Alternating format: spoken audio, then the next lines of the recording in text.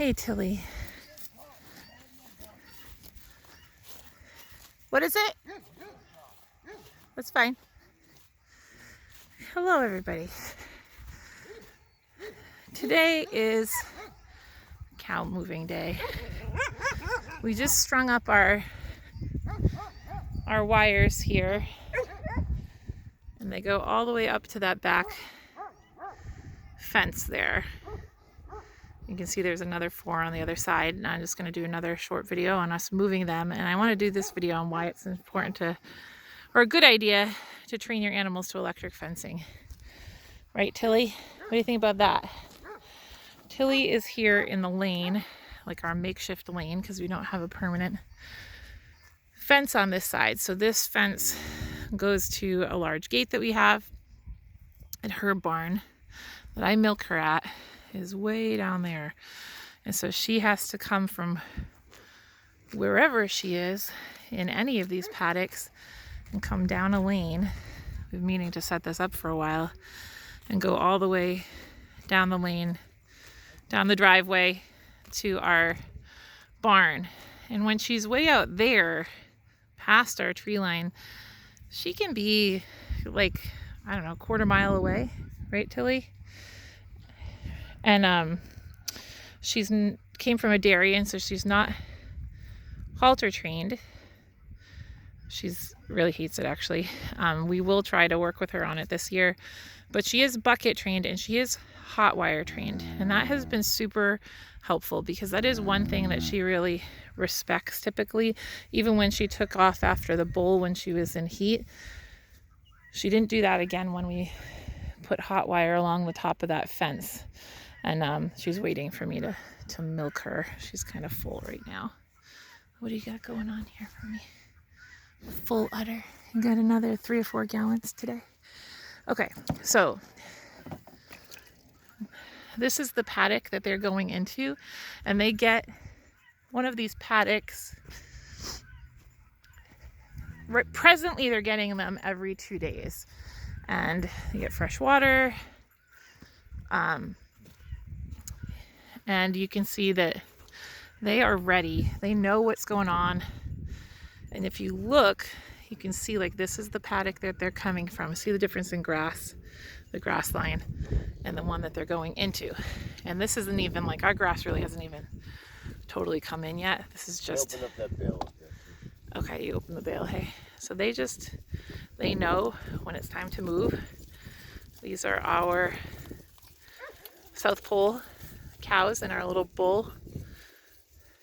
This is our rental bull. He's going back at the end of this week to his farm, and we have been so grateful that he was hot wire trained because it just made it so much easier to manage him. We were a little nervous about having a bull on the property, and he's been wonderful. He's for sale. Anyone that's looking, he's a full-blood South Pole. And as you can see, currently we have what's called a flurd. So because there's not a lot of grass in, a flurd is a herd and a flock combined. So we're letting our sheep and our cows in together. Come on, girls and boy. It's our little ram. They're looking for minerals, but it's empty, so we have to put some more in there. And just for any of you that aren't familiar, sheep can typically not have the same minerals that cows can because cow minerals contain copper, and sheep cannot tolerate that. It actually could kill them, but they want to get into it. So this is empty right now. So all we're going to be doing while they're a flurd is putting in kelp, salt, and sheep mineral. The cows can have theirs, but they can't have the cows, if that makes sense. And so these are our good sheep. These gals and this guy, he came from a farm that was hot wire trained, and he has been wonderful. Our girls came as babies, and just the farm that they came from didn't use hot wire, and so they are wonderful girls, but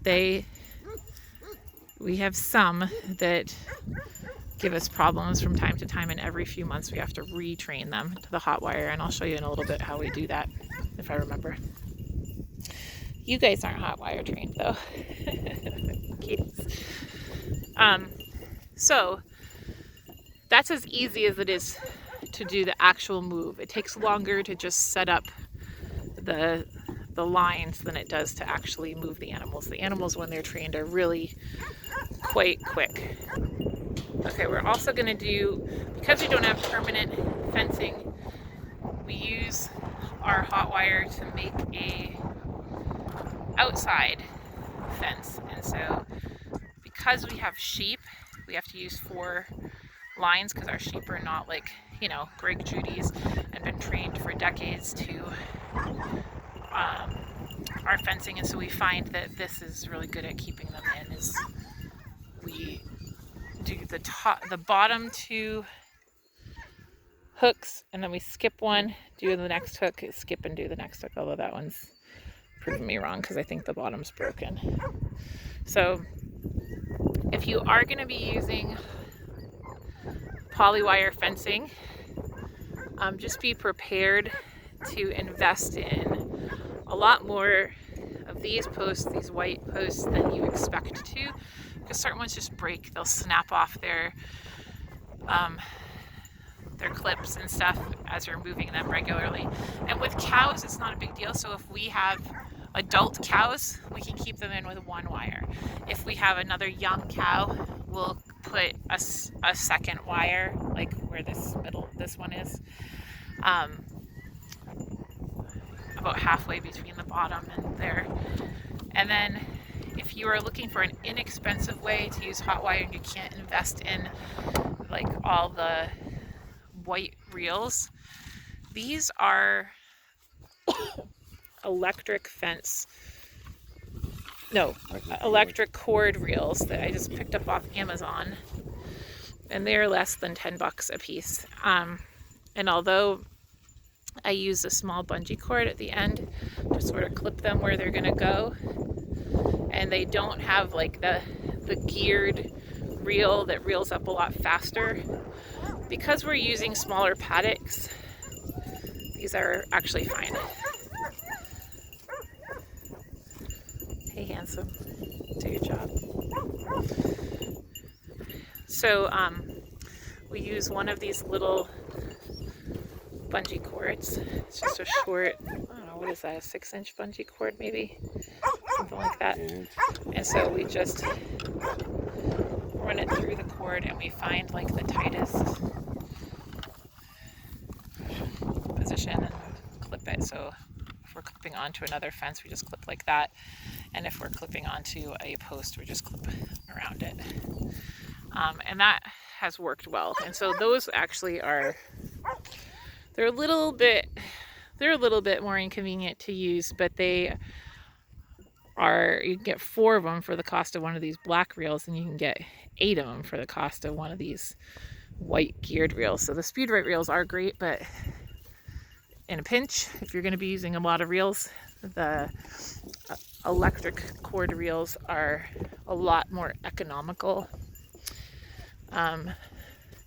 And I find one of the things I really do like about them is that they don't get like twisted over the handle the way that the geared reels, right? Well, that's such a pain when your geared reels get twisted. It's really awful.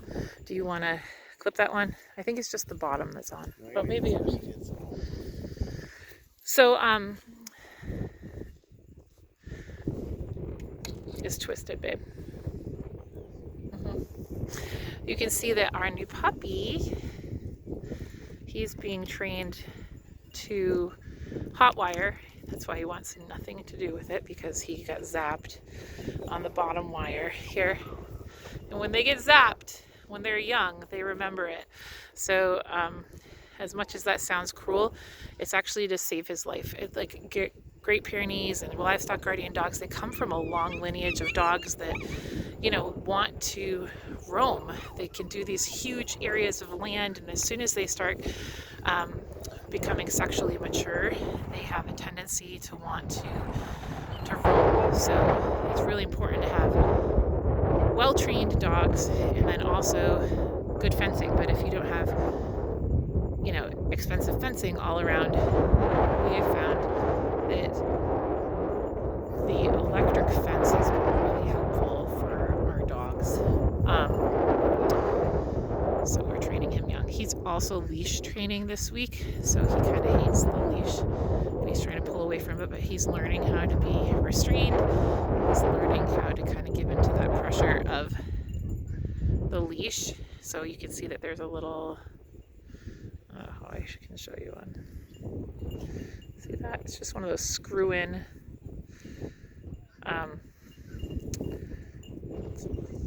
tethers that has a swivel, and then he's tied to that, and he's with us while we're working, so he can kind of see what's going on.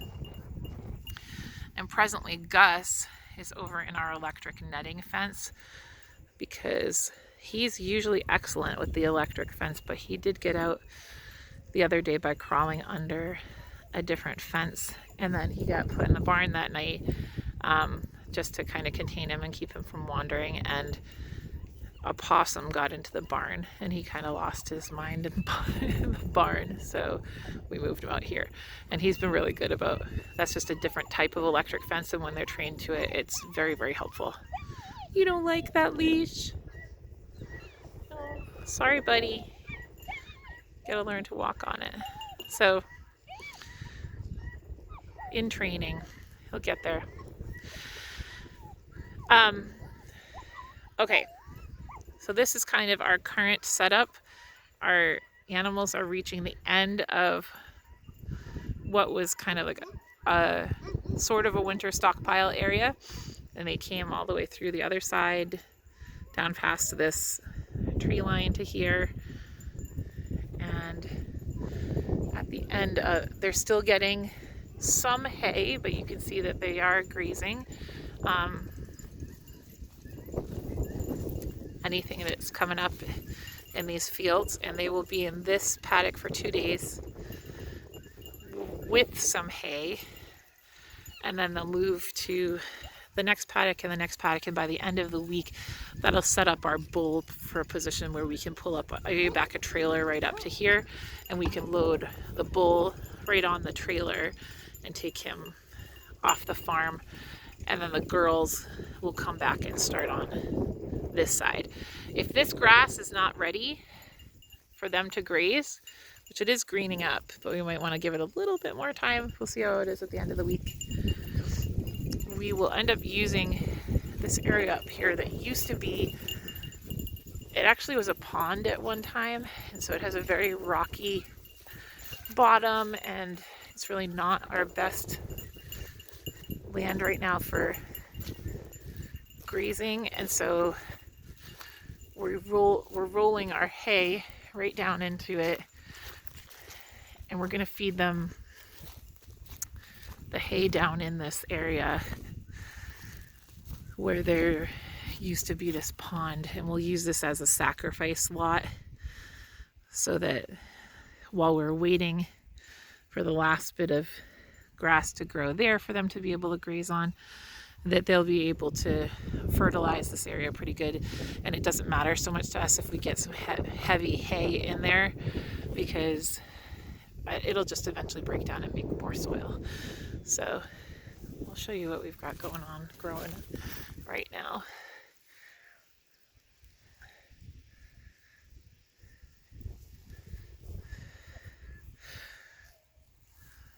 And you can see the difference between the two fence lines. Big difference, and they were only in this side for 2 days.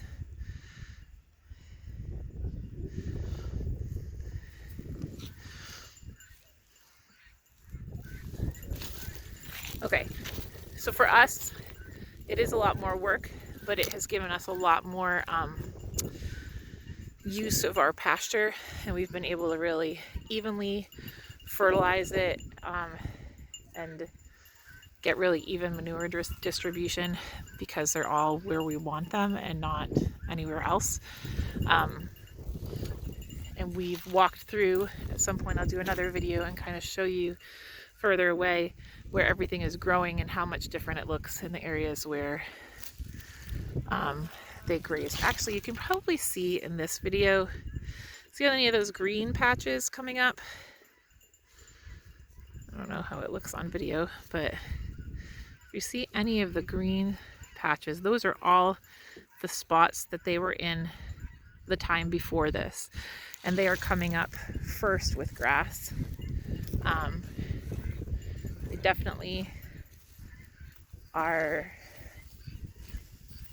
kind of boosting the fertilization in those areas, and we get a lot more coming up in those spaces that they were in before. That would be one. This is one.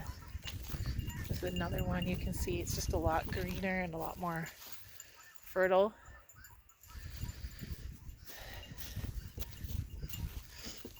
And this is where all of our first grass is coming up. And then you can see over here, this is where our chickens left off and got pulled out onto their winter spot. And so you can see the tracks where the chickens were are a lot more green, coming in nice and green. And so hopefully this will be ready for them to graze soon enough.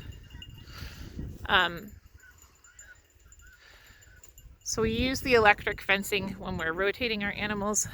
We also use it to just contain some of our animals, our dogs. Like, so one of our female dogs, livestock guardian dog, she was in heat recently, and when she was in heat, we were getting coyotes on the property, getting attracted to the property, and we could potentially end up having male dogs coming onto the property. Our Gus got out at that time, and although he didn't go crazy near her, we're not sure if he got out because the coyotes were around.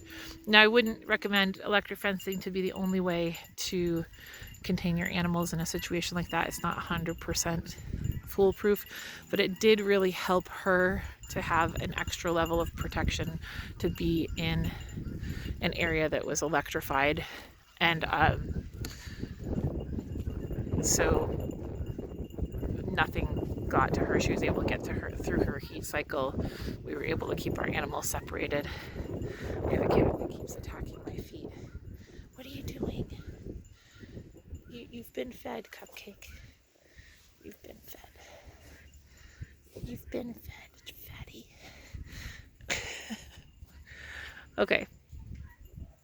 So that would be some thoughts on why electric fencing is a good idea to consider adding to your farm. I'll show you two other things.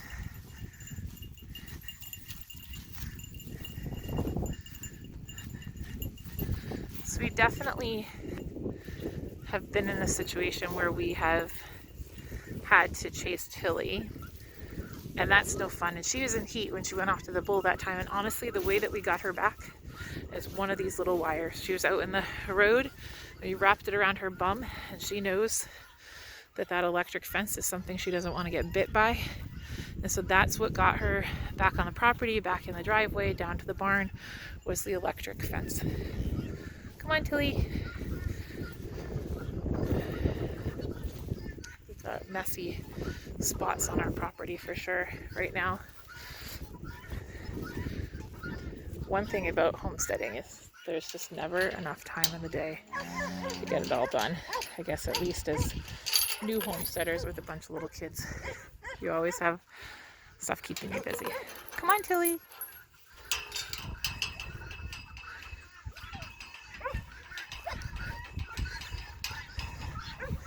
So now we just had a weird situation here, and we just couldn't put fencing in for everything. So we set up this electric wire for her. The dogs are going to go crazy because they always bark when she walks by. But she now will walk all the way down here, and she'll follow this wire and go all the way down to the barn. And she'll be able to get all the way down the lane to where we milk her, and I won't have to worry about trying to get her to follow a bucket the whole way down. Now, we were taking her through our yard down to the fence down there, but she just stops whenever there's new grass growing and wants to graze it. And so training her to come down the driveway is better for our particular circumstances, because it just ends up, she doesn't dig up the yard with her hooves when it's wet. She doesn't stop and graze quite as much, and she just comes down where she's supposed to. She does stop a little bit. Come on, Tilly. But once this is all grazed along the side, she won't really bother with that, because she knows the food's down here.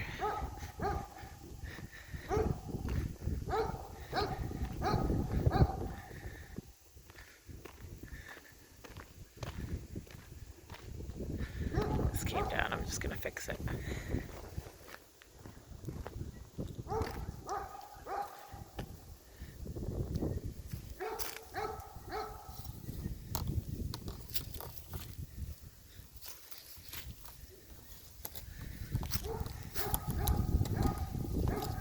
So we are going to be putting some T-posts up, but in this situation, all I have to do is take one of these inexpensive reels, reel it up to there and leave it, and then this whole area can stay up.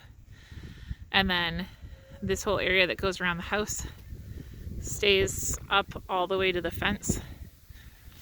And then I have one short wire that comes from here all the way down to our gate, and all I have to do is disconnect from the gate to where this first post is, and anyone that needs to drive the driveway has it clear all the way down. But it gives us some flexibility with getting her down here.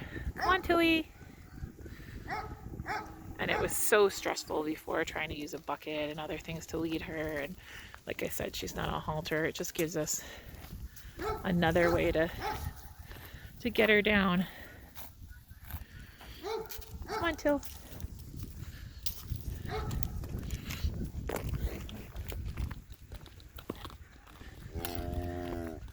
Are you a good girl?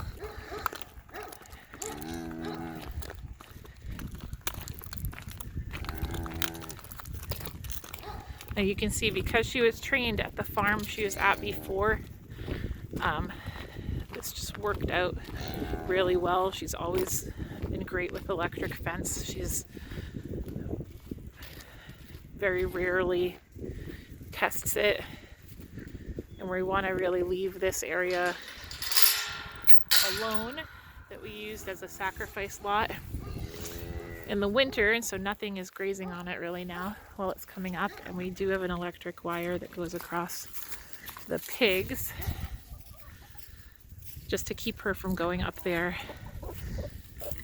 And I'll show you one more use that we're using it for. Okay, sorry if I'm breathing heavy. I am out of shape. So these are our naughty sheep who kept going through our wire in the other pasture. So we took them for a while, and we put them up here with Molly while she was weaning from her mother, and that actually has really helped her to have some company. Sorry if they're bad influences. Molly's been training to the fence since she was little, and every once in a while she'll still either go under it or test it, but for the most part she's very good about staying in.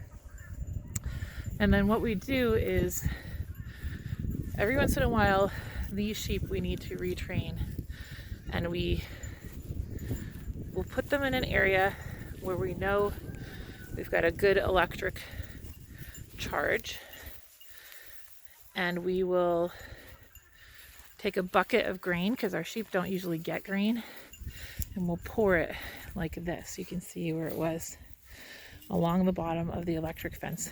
And you can do this if you run your electric fence inside like a permanent fence. So let's say you had an area that was permanently fenced, that your animals were closed in, it was a small area. You can put an electric fence wire right along the bottom of your permanent fence. That's probably actually better to do.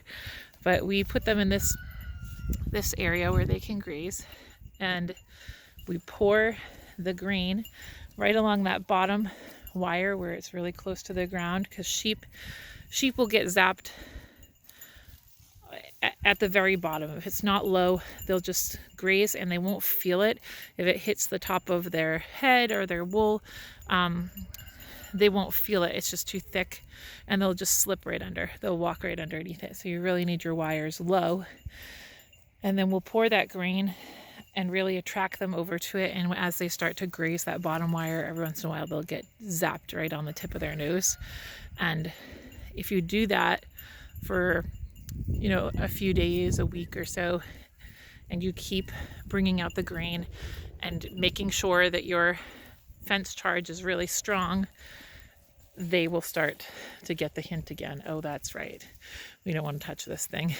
And some sheep will just learn the lesson and learn it well. Cows will. Dogs definitely will. Pigs will. But, you know, every once in a while you're going to have animals that get out on your homestead, and having different ways to contain them is a good idea. So we are using on this area, got a different charger that has a bit of a stronger zap, and then we are using a battery. You want a deep cell battery, and we just put it in a battery box, so that in case you have some cloudy days, you don't have to rely on the solar charger. This is going to still keep it nice and hot. And as you can see, they won't even touch that grain that's at that bottom wire, because they've gotten zapped pretty bad. And these are our really tricksy ones, so if they're not touching that, it's because they know they're going to get really hurt. So we'll just keep moving this wire. You can see that they've only been in here for a day or two, and you can see the difference from the area that they've grazed, and then we'll slowly kind of use them to clean up this spot that we have, and we'll graze them on this because there's a lot of good forage here. And once they get to where they're meeting up with our other cows that are coming in and sheep that are coming in this direction, we'll end up putting them together again, and hopefully they will have learned their lesson. Molly's over here to wean from her mother, but she's also, the sheep have been giving her some company. She can hear her down at the barn, but she also, although she's only 6 months old, so we don't want to take a chance of getting her bred by this bull too early. We want to wait until she's a year old, closer to a year old, before we breed her, or sometimes even 15 months to breed them. And so we're keeping her separated from mom and this bull until he goes back to his farm. And then when we do put them together, we want to put them in an area that we can really supervise them to make sure that she's not going back to nursing on her mother. If she is, we will separate them by a fence line and keep them separated, so that hopefully that will work and she will not nurse her mom. So this is our first time experiencing weaning an older calf, so we'll see how that goes. And so that's it. Those are some of the ways that we're using electric fence. It's kind of messy right now, but this is one of the other ways we're using it is we're using electric netting while we're prepping our gardens, these to keep Maisie around our chickens, to keep them safe, and to kind of close off our chicken tractors so nothing can get in there or out. And then you can't really totally see it from here, but we also have electric netting fence around our other chicken coop, and it kept our little ones, our littler birds, safe. They felt contained in there. They stayed closer to that coop, and the bigger ones would venture out further.